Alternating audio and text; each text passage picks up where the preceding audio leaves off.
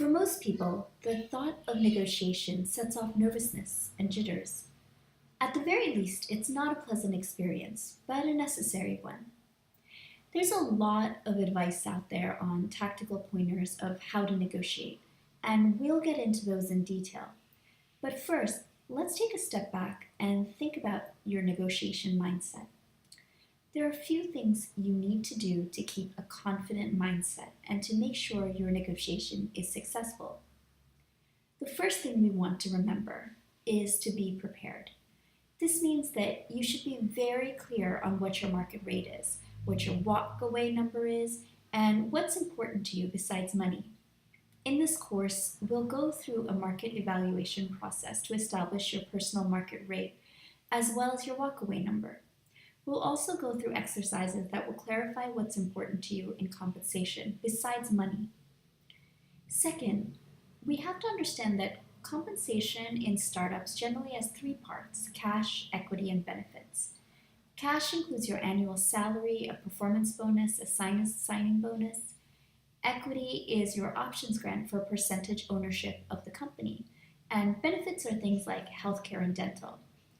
Most people don't even think that benefits can be negotiated, but you're leaving money on the table if you don't think about negotiating your benefits. Given that there are these three components to compensation, you want to be careful not to give away any information about your compensation expectations before your job offer.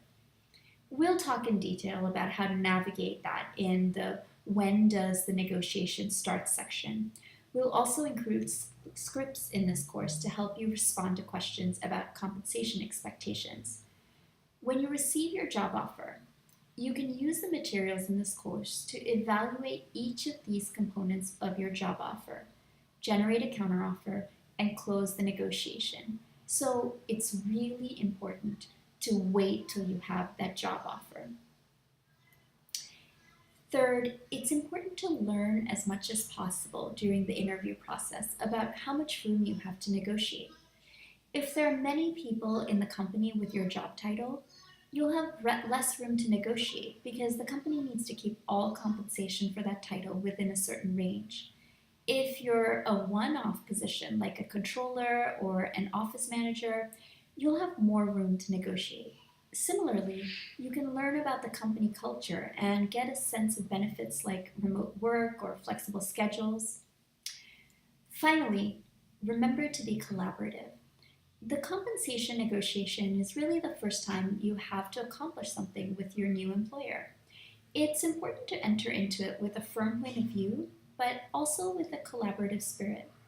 During the negotiation, your new employer and you are getting a sense of how you'll work together, how much influence your hiring manager has, and how much you're valued at your new workplace.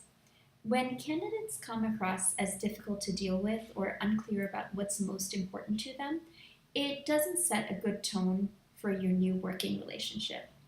But the exercises in this course will help you to avoid that situation. To summarize, when you're thinking about your job search and compensation negotiation, it's important to be prepared, wait to see the deal as a whole, learn as much as possible during the process, and be collaborative.